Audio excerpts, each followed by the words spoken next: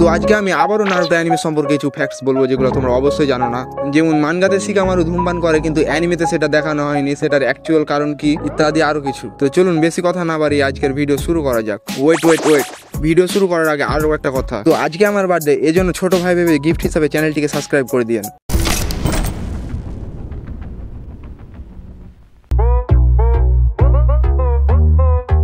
নারুটোর character কিসিমোটো ছোট ভাইয়ের দ্বারা ইন্সপায়ার্ড। কিসিমোটো নিজে অনেক ইন্টারভিউতে বলেছেন তিনি নারুটোর ক্যারেক্টার বিল্ড করার সময় নিজের ছোট ভাই থেকে কিছুটা অনুপ্রেরণা পেয়েছেন, বিশেষ করে তার চঞ্চলতা স্বভাব থেকে।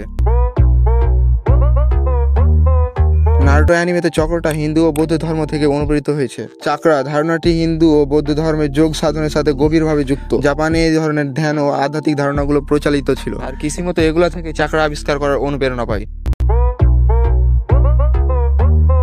নারুটো দুই হাতে সমানভাবে কাজ করতে পারে। তাকে আমরা রাসিঙ্গান তৈরি করতে দেখি কখনো ডান হাতে কখনো বাম হাতে। নারুটো শুধু ফাইটিং না, তাকে অন্যান্য কাজেও দুই হাতের ব্যবহার করতে দেখা গেছে, তাই এটা নারুটোর একটি অসাধারণ দিক।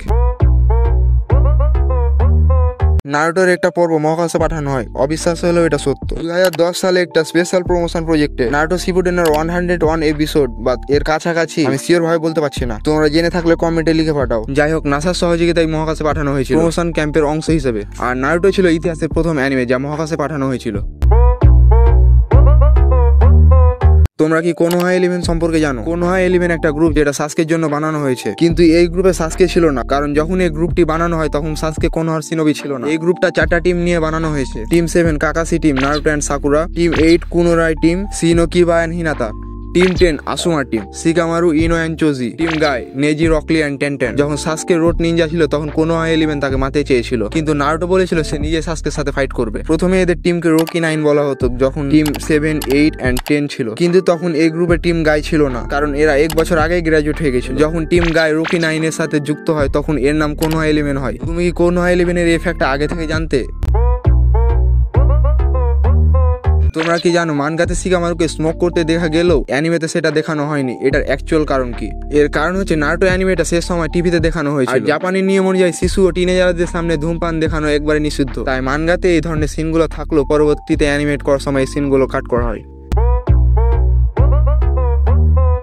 ইজুনা Uchiha is one of the most important character of Naruto history, because সে যদি না থাকতো অথবা সে যদি তার সারিঙ্গান মাদারাকে না দিত তাহলে সিরিজের অনেক কিছুই দেখতে পারতাম না। কারণ ইজুনা উচিয়া যদি তার 2টা চোখ মাদারাকে নাই দিত তাহলে মাদারা ইন্টারনাল সারিঙ্গান পেত না। এর কারণে রেনিগানকেও অ্যাওয়াক করতে পারতো না, যেটার কারণে নাগাটোর কাছে রেনিগান যেত না, আর কখনো পেন ক্রিয়েট হতো না, আর না কখনো আকাতসুকি ক্রিয়েট হতো, আর ওবিতোর মাদারার সাথে কখনোই দেখা হতো না, যেটার কারণে লিভ ভিলেজে 9 টেলের অ্যাটাক হতো না, আর লিভ ভিলেজে অ্যাটাক না করলে মিনাতো ও কুশিনা বেঁচে থাকতো, আর 4th গ্রেট নিনজা আর দেখতে পেতাম না, এমনকি কাগুয়াও রিভাইভ হতে পারতো না। আর এই এত কিছু হওয়ার কারণ হচ্ছে ইজুনা উচিয়া, বিকজ ইজুনা মাদারাকে তার 2টি চোখ দিয়ে দেয়। বাট এত কিছু দেখার পর আমার মনে অন্য কিছু চলছিল, যে নারুটো সিরিজে ইজুনা রোল ইম্পর্টেন্ট আছে। এর চেয়ে বেশি ইম্পর্টেন্ট হচ্ছে এই ব্যক্তি যে কাগুয়ার সঙ্গে 1v1 খেলেছিল। মানে এই না থাকলে শিনোবি ওয়ার্ল্ডের শুরুই হতো না।